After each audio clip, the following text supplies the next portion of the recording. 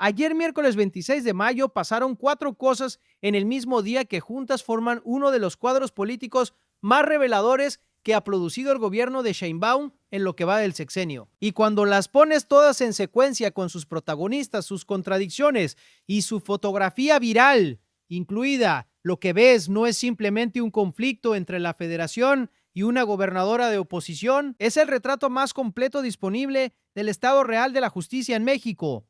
Primera, Maru Campos entró a las instalaciones de la Fiscalía General de la República en Ciudad Juárez a las 10 de la mañana con su equipo de abogados encabezado por Roberto Gil Suart. Declaró como testigo sobre el operativo de la Sierra del Pinal y los agentes de la CIA y salió como prometió, sin esconderse, con el mismo fuero constitucional que la FGR ignoró cuando le envió el citatorio el sábado anterior. Segunda, antes de que terminara ese mismo miércoles, Campos publicó un video en sus redes sociales diciendo que había recibido un segundo citatorio, esta vez de la Fiscalía General de Justicia de la Ciudad de México, esta vez por secuestro, esta vez citada como imputada, no como testigo. Tercera, la Fiscalía de la Ciudad de México desmintió a Campos, dijo que nunca le envió ningún documento, que el caso estaba cerrado desde el 27 de febrero por no ejercicio de la acción penal. Cuarta, apareció en redes una fotografía. Javier Corral Jurado, el senador de Morena, detrás de la denuncia por secuestro contra Campos, posando junto al senador Enrique Insunza Cázares, el narcosenador de Morena, acusado formalmente en Nueva York de vínculos con el cártel de Sinaloa, con las cuentas congeladas por la UIF, sin fecha de comparecencia ante ninguna fiscalía. Esas cuatro cosas ocurrieron el mismo día. Y hoy Maru Campos anunció que va a demandar a la FGR. Quédate hasta el final, porque hay una capa en esta historia que ningún análisis convencional está nombrando con suficiente claridad. Y tiene que ver con algo más estructural que una persecución política, aunque eso también está ocurriendo. Empecemos con lo que pasó en Ciudad Juárez a las 10 de la mañana, porque los detalles del proceso importan para entender lo que viene después. Maru Campos se presentó puntual. Llegó acompañada de Roberto Gil Suart, uno de los abogados penalistas más respetados en el mundo del derecho constitucional mexicano y exsenador del PAN. Esa elección de representación legal no es casual. Gil Suart no es solo un abogado competente, es alguien que conoce el sistema político por dentro, que sabe cómo se mueven los expedientes en los corredores de las fiscalías federales y que lleva semanas preparando la estrategia jurídica de Campos con un nivel de detalle que la comparecencia del miércoles solo fue el primer movimiento visible. Campos declaró como testigo, no como imputada. Esa calificación la mantuvo la FGR hasta el final del proceso de ese día, y cuando salió repitió lo que ha dicho desde que recibió el sobre el sábado 23 de mayo. No tengo nada que esconder. Siempre he dado la cara, y ahí estuvo para demostrarlo. Pero lo que ocurrió después de esa declaración, durante el mismo día en que el primer citatorio quedó formalmente ejecutado, es lo que convierte a este miércoles en uno de los días más densos políticamente de lo que va del sexenio de Sheinbaum. Denle like si ya están viendo hacia dónde va esto, y suscríbanse porque ahora viene la segunda pieza del día y la contradicción que la rodea. Maru Campos publicó un video. Dijo que al regresar de su declaración ante la FGR, recibió una notificación de la Fiscalía General de Justicia de la Ciudad de México, que esa notificación la cita en el marco de una denuncia presentada por Javier Corral Jurado, que el presunto delito es secuestro y que en esa notificación su calificación procesal no es testigo sino imputada. Imputada, hay que detenerse en esa palabra porque en el derecho procesal mexicano la diferencia entre testigo e imputada no es terminológica, es estructural. Un testigo comparece para aportar información, no está acusado, tiene derechos procesales distintos. La investigación no está dirigida contra él.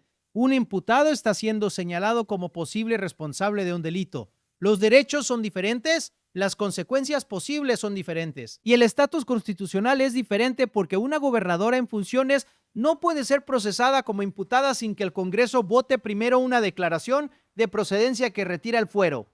La Fiscalía General de Justicia de la Ciudad de México respondió a las declaraciones de Campos el mismo miércoles y la respuesta fue directa. No emitimos ningún citatorio. El caso de la denuncia de Corral fue investigado.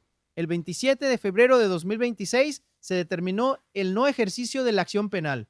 No hay hechos constitutivos de delito que perseguir.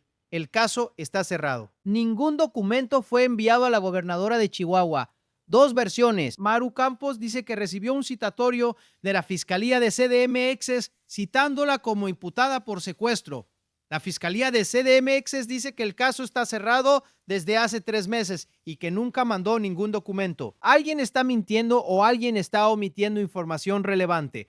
Y la respuesta, ¿cuál de las dos? Depende de ver el documento que Campos dice haber recibido, con todos sus sellos, fechas y firmas visibles. Ninguna de las dos partes lo ha publicado. Espérense porque ahora viene la historia detrás de la denuncia de Corral, que sin contexto no tiene sentido, pero con él se convierte en una pieza central de todo el análisis. Javier Corral fue gobernador de Chihuahua entre 2016 y 2021. Cuando Maru Campos asumió el gobierno de ese estado en 2021, la Fiscalía Anticorrupción Estatal, que opera bajo la supervisión del Ejecutivo chihuahuense, abrió una investigación contra Corral por presunto peculado. El señalamiento fue de 98 millones de pesos desviados durante su administración. Un juez de Chihuahua emitió una orden de aprehensión. Corral se convirtió en senador de Morena. El fuero que le da ese escaño lo protegió de la orden de aprehensión porque detener a un legislador sin que el Congreso vote el desafuero viola la Constitución. En agosto de 2024, agentes de la Fiscalía Anticorrupción de Chihuahua intentaron ejecutar la orden contra Corral en el bar Jin Jin de la colonia Roma de la Ciudad de México. Llegaron al lugar. Corral estaba ahí. Intentaron detenerlo. La policía de la Ciudad de México intervino argumentando el fuero. Corral no fue detenido. Después de ese episodio, Corral presentó una denuncia contra Maru Campos. La acusó de haber ordenado la operación que intentó detenerlo sin respetar el fuero. La calificó como privación ilegal de la libertad, abuso de autoridad, ejercicio abusivo de funciones. En el lenguaje coloquial, como secuestro. Y esa denuncia fue a dar a la Fiscalía de la Ciudad de México, que según su propio comunicado del miércoles, investigó los hechos y el 27 de febrero concluyó que no había delito. Suscríbanse y activen la campana porque ahora viene la parte que conecta todo esto con el documento que Campos dice haber recibido y la lógica de por qué apareció exactamente el mismo día de su comparecencia ante la FGR. Si la Fiscalía de CDMX cerró el caso el 27 de febrero, Corral tiene la opción de impugnar esa resolución. El sistema procesal mexicano permite que la víctima de un presunto delito que considera que la Fiscalía archivó su denuncia sin investigarla, debidamente presente una inconformidad. Un juez revisa esa inconformidad y puede ordenar que la Fiscalía reabra el caso y profundice la investigación. Si esa reactivación ocurre, se generan nuevas diligencias y esas nuevas diligencias pueden incluir citatorios. La pregunta que define todo es si lo que Campos recibió es producto de esa impugnación de Corral o si es un documento que la Fiscalía de CDMX emitió de manera autónoma sin que eso se refleje en los registros que la institución hizo públicos, sin ver el documento original con su membrete, su fecha y su firma. Esa pregunta no tiene respuesta definitiva. Lo que sí tiene respuesta es la pregunta sobre el timing. ¿Por qué ese documento, sea lo que sea, apareció el mismo miércoles en que Campos declaraba ante la FGR federal? Esa coincidencia no tiene una explicación que no sea política. Si el citatorio existe, su aparición el 27 de mayo fue una decisión deliberada sobre cuándo activarlo. Si no existe y Campos lo fabricó o exageró, también fue una decisión política sobre cuándo hacer ese movimiento. En cualquiera de los dos casos, el miércoles 27 de mayo fue elegido específicamente para que los dos eventos, la comparecencia federal y el segundo citatorio, ocurrieran en el mismo día. No te vayas porque ahora viene la fotografía. Y la fotografía dice más que cualquier expediente. El mismo día, mientras Maru Campos declaraba ante la FGR en Ciudad Juárez, mientras anunciaba que había recibido el segundo citatorio, mientras declaraba que iba a demandar a la FGR, en algún lugar de México apareció en redes sociales una imagen.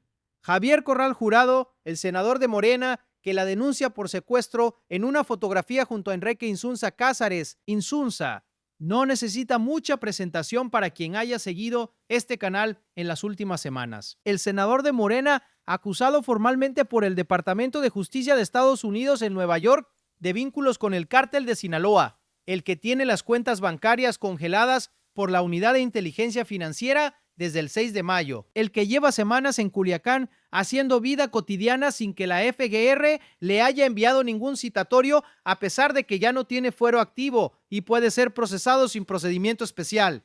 El narcosenador Corral e Insunza juntos en una foto, el mismo día que Corral es el nombre detrás del segundo citatorio contra la gobernadora que desmanteló el narcolaboratorio más grande del sexenio, el mismo día que Insunza podría aparecer en el Senado a votar la reforma judicial del gobierno que la FGR investiga a esa gobernadora. Maru Campos reaccionó a la imagen con una frase que captura perfectamente el ironía de todo lo que ocurrió ese miércoles. Dios los hace y ellos se juntan, los malos de un lado y los buenos de otro. Dale like si ya estás viendo la paradoja completa y suscríbete porque ahora viene la parte jurídica que tiene consecuencias que van a seguir desarrollándose en los próximos días. Maru Campos no se quedó en el reclamo político. Anunció que va a demandar a la FGR y Roberto Gil Suart, su abogado, lo confirmó con una precisión técnica que indica que la estrategia jurídica ya está definida en sus detalles. El argumento central es que el citatorio de la FGR violó el artículo 111 de la Constitución Política de los Estados Unidos Mexicanos, el que establece el fuero constitucional como inmunidad procesal para los gobernadores en funciones.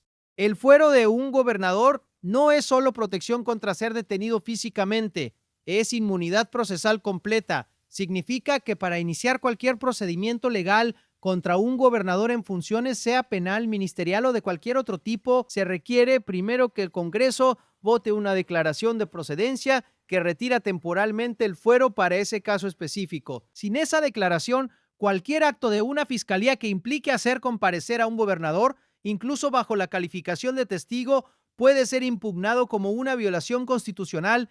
Gil Suart fue explícito sobre las consecuencias que el equipo legal estaba dispuesto a señalar si la comparecencia del miércoles derivaba en algo más que una entrevista ministerial de testigo. Llamarlo golpe de Estado o golpe a la Constitución no es retórica de tribuna en ese contexto, es una descripción técnica del tipo de violación constitucional que estarían denunciando si el proceso escalaba. Espérense, porque hay una discusión jurídica real aquí que los tribunales van a tener que resolver y que no tiene la respuesta sencilla que los dos bandos quieren que parezca. La pregunta de si el fuero constitucional protege a un gobernador de ser citado incluso como testigo en una investigación federal donde no es el imputado sino alguien con información relevante tiene argumentos en ambas direcciones. Hay constitucionalistas que sostienen que el fuero es absoluto y que sin declaración de procedencia del Congreso, ningún acto ministerial de ningún tipo puede ejecutarse contra un gobernador. Hay otros que sostienen que el fuero protege contra la acción penal activa, contra la imputación y el procesamiento, pero no necesariamente contra ser entrevistado como testigo sobre hechos en los que no se le acusa de participar directamente.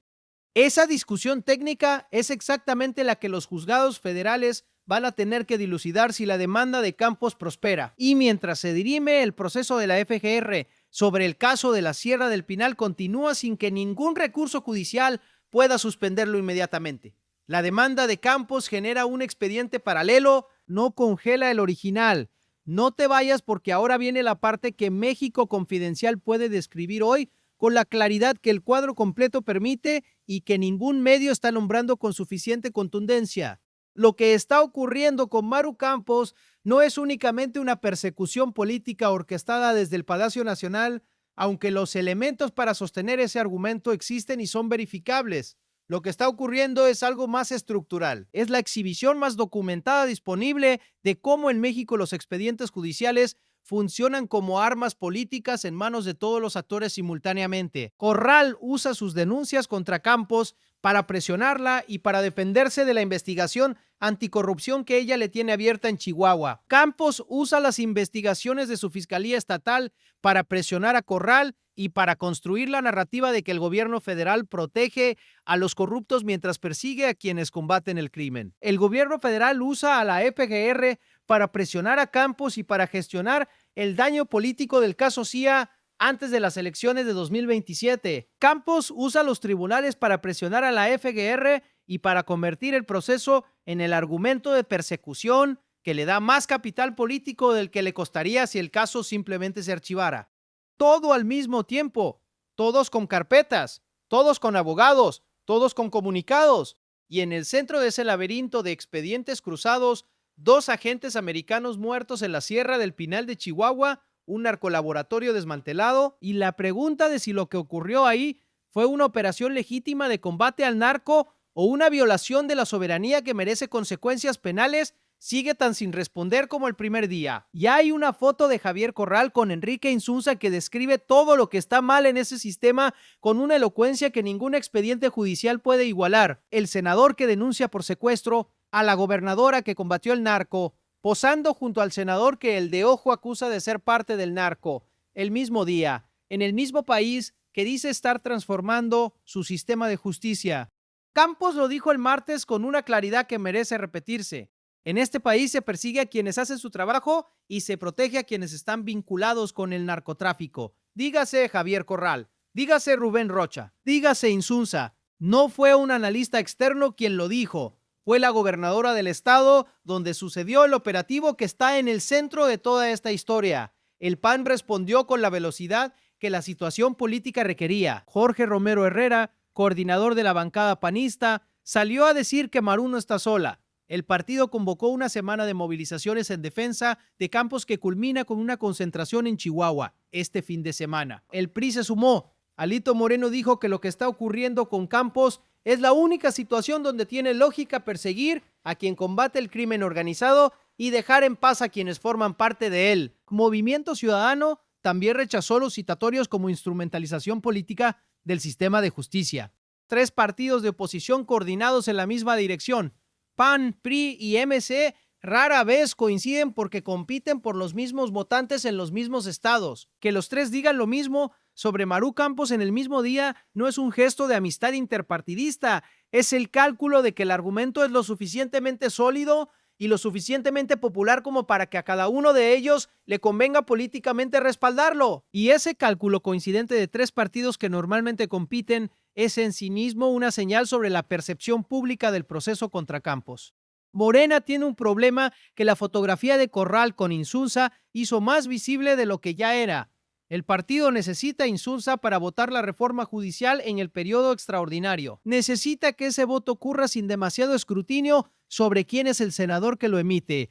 Y la foto que circuló el miércoles 27 hace que cualquier aparición de Insunza en el Senado sea cubierta con el contexto completo de su situación judicial, de sus cuentas congeladas, de las acusaciones del de ojo y ahora también de la imagen con Corral el mismo día que Corral es el nombre detrás del segundo citatorio contra la gobernadora de oposición. Lo que viene en los próximos días es la concentración del PAN en Chihuahua este fin de semana. La respuesta de Sheinbaum en la mañanera sobre la fotografía de Corral con Insunza, que ningún periodista le va a dejar pasar sin preguntar la posible resolución de los tribunales sobre la demanda de Campos contra la FGR y la votación de la reforma judicial donde Insunza puede aparecer como si el miércoles 27 de mayo no hubiera ocurrido. México Confidencial va a seguir cada uno de esos capítulos, porque esta historia tiene más páginas por escribir de las que ya se escribieron ayer. Cuéntame en los comentarios lo que piensas. ¿Crees que la demanda de Campos contra la FGR va a prosperar o va a ser desestimada por los tribunales? ¿Y crees que la fotografía de Corral con Insunza le va a costar algo políticamente a Morena antes de las elecciones de 2027 o va a pasar sin consecuencias como tantas otras imágenes de este tipo? El debate está abierto.